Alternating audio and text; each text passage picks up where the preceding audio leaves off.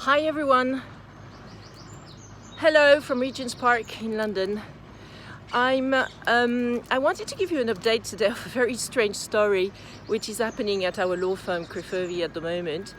Around a month ago, I think it's around a month and a half ago now, we recorded our episode 16 of the podcast Lawfully Creative with the head of business affairs and legal affairs at the UK film documentary and sales production house Dogwoof. So we did that through Zoom, and with this woman who is called Lucy Touboul, who is also French like me. And you can actually find this Lawfully Creative podcast about the film industry and the state of the film industry on most of our podcast aggregators and social media platforms such as YouTube, Facebook, etc., etc. So during this podcast, we discussed as agreed. Of course, we had agreed this through a chain of emails. The state of the film industry, as I was saying, what Dogwoof is about, and also the virtual session of the European film market and Berlinale Festival, which happened on the same day we were recording the podcast, which was on Friday the 5th of March 2021. And as agreed, on the same day that I finalized the editing of this podcast, since there were a few lengths due to bad Wi-Fi connection, I sent it to Lucy, the podcastee, and for her information and for her to know that this was going in the public domain. And I also put it in the public domain on various podcast aggregators such as Spotify, Deezer, Anchor, Patreon, etc. And also social media websites such as Facebook, YouTube, etc., etc. And a few days later, that woman, Lucy Touboul, comes back to me by email saying, I want you to take it down, the podcast. I want you to take it down because you made a reference to my colleagues who work at Dogwoof, and also because it's actually a video recording, audio-video recording of a podcast that you've put on YouTube.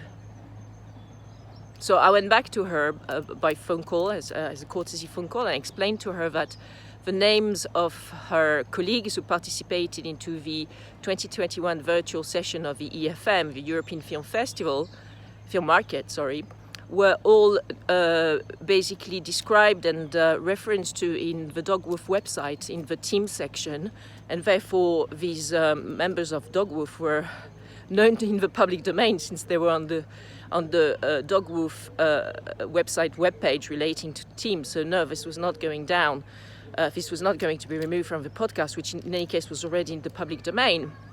And then in relation to the fact that this was an audio-video recording on such platforms such as YouTube, well, I reminded her that before we recorded the podcast, I sent her several examples of our prior episodes, in particular episode 14 and 15, which showed her that the Lawfully Creative podcast that we recorded with our prior guests, Antoine Picker and Jody Mona, were also audio-video recording, because they were both recorded on Zoom, like we did with Lucy Touboul.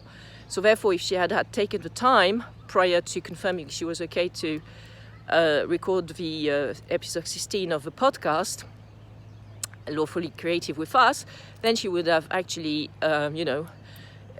been able to see that we had in good faith disclosed the fact that this was an audio-video recording that we were going to do. So thanks to Zoom, you can record both a video and audio. And she just basically threw a tantrum like a 5-year-old kid, And so I said, no, it is already in the public domain. It is what it is, and it's staying there. You gave your 3 times explicitly by email. You gave your agreement, your accord to recording this podcast, and I spent 2 hours editing it, and then putting it online, and then sending it, and as well as sending it to you at the same time on the same day that I was putting it online and finalizing the editing. So it's staying there. And then she went she started to file some takedown notices with the likes of YouTube, with Spotify, with Deezer, and she doesn't let go. And the ground of this, which is unlawful, is the ground of a breach of privacy. What privacy? She gave 3 times explicitly in writing her consent to recording the podcast. I mean, if she changes her mind like 5 years old, this is her problem, not mine. I spent probably 3 or 4 hours working on that podcast. It is not going down. Anyway, so YouTube actually confirmed to that woman, Lucy Tubal, because they copied me in the email, that the podcast recorded with Lucy Tubal was staying on our channel Crefovi, because it was not in breach of YouTube's terms and conditions, in particular in relation to privacy. Obviously, because we didn't breach her privacy. She's the one who said she was okay to record it. And Spotify, crazily, without even mentioning that Lucy Tubal had filed a takedown notice, crazily Spotify last weekend just removed all our lawfully creative around 25 episodes from the platform without telling us anything. It's actually YouTube who emailed me on last Sunday, the 11th of April, letting me know that Lucy Tubal had again come back to YouTube asking for YouTube to take down this episode 16, which I recorded with her, and on the grounds that Deezer and Spotify had actually taken down the lawfully creative episodes, all of them, on their respective platforms. So I got a bit of a shock when I read this on Sunday, and I immediately checked what was what. YouTube again said to Lucy Tubal in its reply that it would not take down this content because this takedown was in compliance with the terms and conditions of YouTube, in particular in relation to privacy. It's the second time YouTube has to make this point to this crazy woman.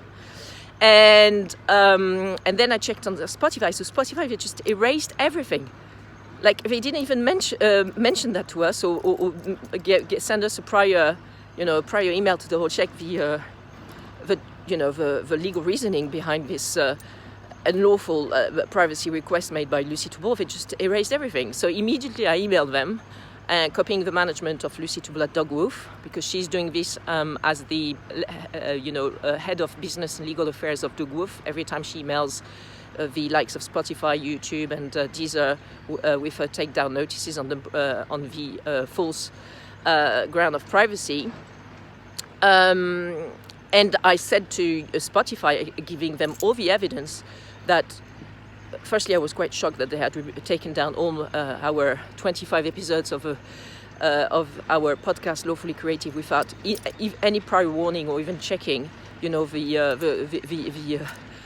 the lawfulness of the request made by Lucy Tubal.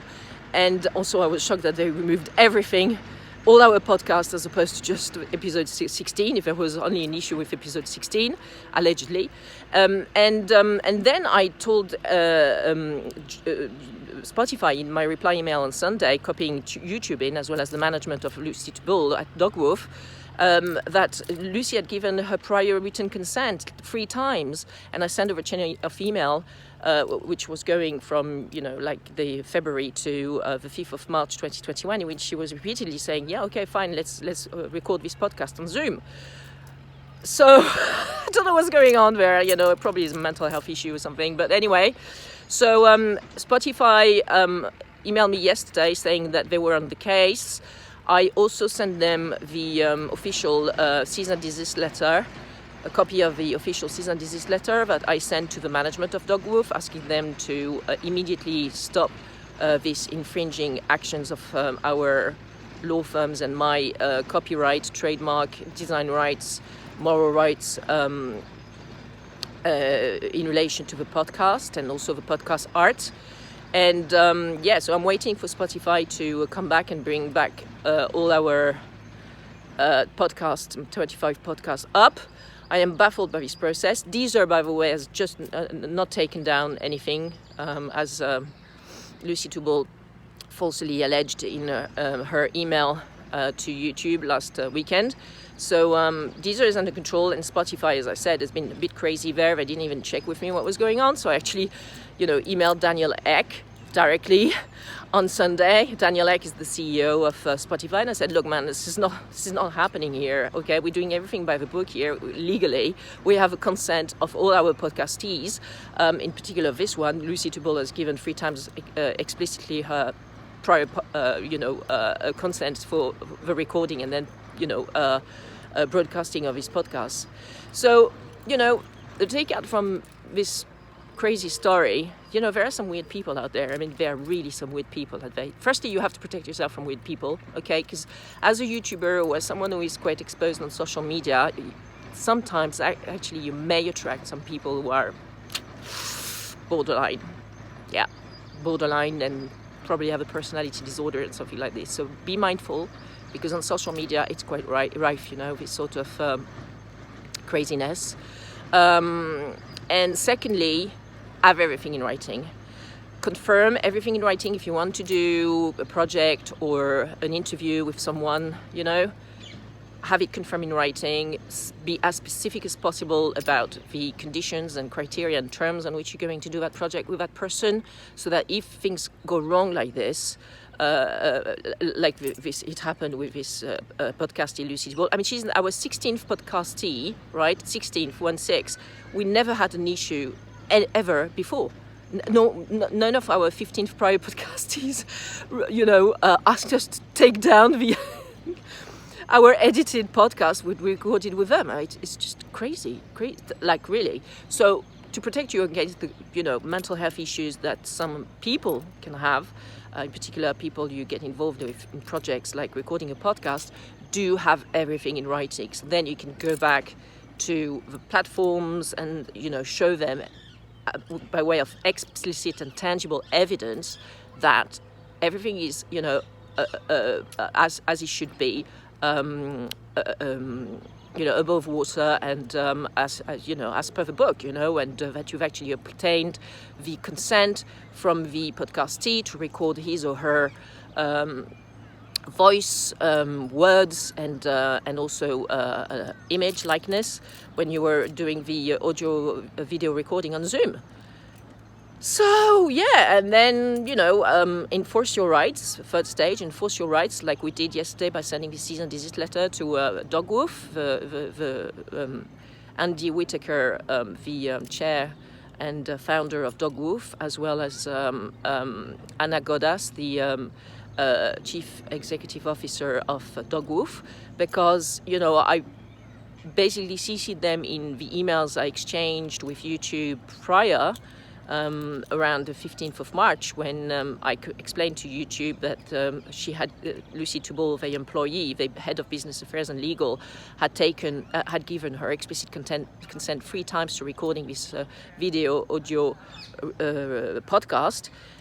They never, they didn't want to get involved. So, then I sent them a cease and desist letter to enforce our rights, because right now what's happening is that by sending all these takedown notices, Dogwoof and its employees are actually infringing our intellectual property rights, in particular our copyright on the podcast and the podcast art, our moral rights on the podcast and podcast art, our trademark as well, because Crefovi is a word mark trademarked in many countries around the world, in particular in the UK and France, and so we had to enforce our rights by sending such a cease and desist letter, as well as request to actually settle this through a settlement agreement.